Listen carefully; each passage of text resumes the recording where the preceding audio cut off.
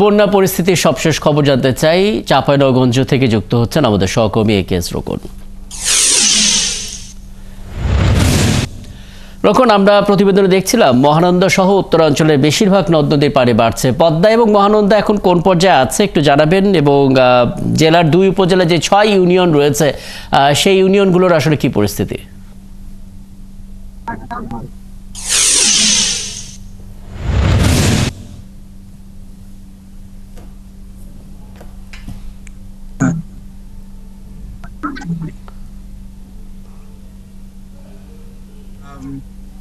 আপনি জানেন যে চাঁপাইনবাবগঞ্জে গত সপ্তাহে পানি বাড়ছিল এবং গত সপ্তাহে প্রায় 20 থেকে 25 সেন্টিমিটার পানি বৃদ্ধির পর কিন্তু আবার গত 24 ঘন্টা থেকে পানি কমতে আরম্ভ করেছে।